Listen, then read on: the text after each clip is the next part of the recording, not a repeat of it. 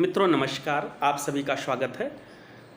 मित्रों आज हम आपको एक ऐसा उपाय बताने जा रहे हैं जिस उपाय के माध्यम से यदि आपके पास किसी कार्य की योग्यता तो मौजूद है पर वह कार्य संपादित नहीं हो पा रहा है, पूर्ण नहीं हो पा रहा है, आप किसी कार्य के लिए बार बार प्रयत्न कर रहे हैं, उस कार्य के सफलता से संबंधित सारी योग्यताएं आपके पास मौजूद हैं, आप उसके योग्य खुद को पाते हैं, पर इसके बाद भी आपको वो सफलता नहीं मिल रही है। चाहे वो कैरियर की हो, चाहे वो विवाह की हो, वह स्वास्थ्य संबंधित हो, वह आध्यात्मिक हो, किसी भी क्षेत्र की सफलता हो, अगर बाधित है और आप उसके योग्य हैं फिर भी नहीं हो रहा। बहुत सारे लोगों का प्रमोशन रुका हुआ है, वो उसके योग्य हैं, दूसरे लोगों का प्रमोशन कर दिया जा रहा है, उनका नहीं हो रहा है।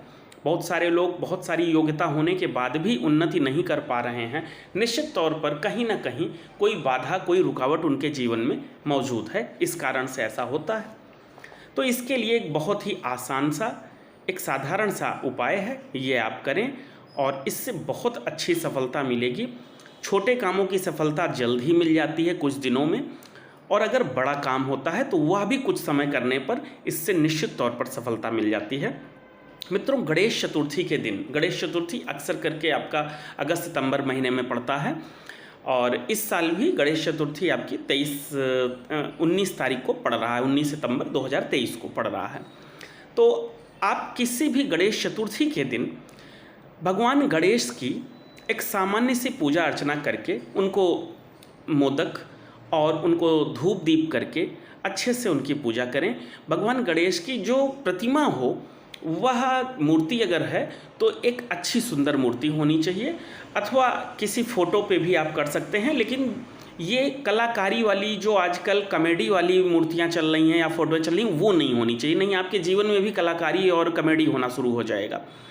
एक स्पष्ट गणेश भगवान का जो रूप हमारे शास्त्रों ने बताया है, जिस आकार से आपने अक्सर गणेश भगवान को देखा है, उस एक स्पष्ट साफ सुथरे, हंसी मजाकिया रूप नहीं होना चाहिए। साफ सुथरे रूप में उनकी आपको एक फ़ोटो लेनी है और उसके सामने आपको भगवान गणेश के महत्वपूर्ण 12 नाम हैं। इन 12 नाम में प्रत्येक नाम को 108 बार कहना है, यानी कि 108 बार एक एक नाम का आपको जप करना है। मन में भी कर सकते हैं और हल्का सा बोलकर भी कर सकते हैं, वैसे मन में करेंगे तो ज़्यादा अच्छा रहेगा। ये 12 नाम मैं आपको बता रहा हूँ। ये 12 नाम हैं: गजानन, एकदंत विनायक, सुमुख लंबोदर, विकट विघ्न विनाशक, कपिल, धूम्रकेतु, गणाध्यक्ष, भालचंद्र और गजकर्ण। मित्रों ये 12 नाम भगवान गणेश को अत्यंत प्रिय हैं। यदि कोई भी व्यक्ति इन 12 नामों का स्मरण करते हुए इनको बुलाता है तो निश्चित तौर में उसके जीवन में वो आ जाते हैं। और इस मंत्र का जप करने का एक विधान है कि आप यदि धन के लिए कर रहे हैं तो भगवान गणेश की पन्ने की, हरे रंग के पत्थर की, हरे अकीक की अथवा पन्ने की बाजार में भगवान गणेश की मूर्ति मिलती है, आप उसको ला करके उस पर भी ये पूजा कर सकते हैं। अथवा आप हरे अकीक की माला ले लें। हरे अकीक की माला पूजा की दुकानों पे मिल जाती है और इससे जो है आप इन जो ये 12 नाम हैं, इन 12 नामों का एक एक नाम को 108 बार स्मरण कर सकते हैं। आप लगातार एक एक माला के एक एक मनके पर इन 12 नामों को भी एक एक करके पढ़ सकते हैं। किसी भी तरीके से एक नाम को 108 बार आपको आवृत्ति करनी है, यानी कि इसका जप करना है। और इसका एक और तरीका है, आप इसमें नाम के आगे ओम और नाम के बाद नमः लगाकर आप जैसे ओम गजाननाय नमः, ओम एकदंताय नमः, ओम विनाकाय नमः, ओम सुमुखाय नमः, ओम लंबोदराय नमः, ओम विकटाय नमः, इस तरीके से भी आप 12 नामों का जप कर सकते हैं। लेकिन यहाँ पर एक एक नाम का 108 बार अलग अलग आपको जप करना है। एक बुनिया पर सारे के सारे जप नहीं करने हैं, यानी कि एक बार माला लेना है, एक नाम को पहले 108 बार करना है, फिर दोबारा उसी माला पे फिर से 108 बार अगले नाम को करना है, फिर 108 बार अगले नाम को करना है। इस तरीके से आपको 12 के 12 नामों को 108 बार जप करना है। मित्रों, ये बहुत ही आसान सा उपाय है, नाम मंत्र है, भक्ति से इसको आपको करना है। इसमें दिमाग लगाने की कोई भी ज़रूरत नहीं है, बहुत सोच विचार, बस नॉर्मल आप जिस तरह स्नान ध्यान करके आप पूजा पाठ करते हैं, बस वैसे ही आपको शुद्धता के साथ स्वच्छ वस्त्र पहन करके और इसको करना है। उत्तर दिशा की तरफ मुँह करके कर सकते हैं, शाम को करते हैं तो पश्चिम दिशा की तरफ मुँह करके कर सकते हैं, और सुबह करते हैं तो पूर्व या उत्तर दिशा की तरफ मुँह करके कर सकते हैं। दक्षिण दिशा की तरफ मुँह करके जप नहीं करना है, बाकी किसी भी दिशा की तरफ आप कर सकते हैं। अथवा अगर आपके घर में पूजा घर है तो जिस दिशा में पूजा घर है, जिधर आप मुँह करके सारी पूजाएं करते हैं, आप उधर कर सकते हैं। वहाँ दक्षिण का दोष नहीं लगेगा, क्योंकि सामने सम्मुख आपके पूजा घर मौजूद रहता है, इस कारण से। और आप बिल्कुल नॉर्मल, बहुत ज़्यादा इसमें आपको दिमाग बुद्धि का प्रयोग ना करते हुए सिर्फ गणेश भगवान को आप बुला रहे हैं, ऐसा मन में आपको भावना रखनी है। मित्रों, अगर किसी का विवाह में रुकावट हो रही है तो पीले अकीक की माला से आपको यही मंत्र करना है। आप देखेंगे 1 वर्ष के अंदर आपकी योग्यता से अच्छा विवाह आपको मिल जाएगा। पुरुष है तो, स्त्री है तो, दोनों के लिए है यही। अगर पुरुष धन के लिए या विवाह के लिए कर रहा है तो सफ़ेद अकीक की माला से करेगा।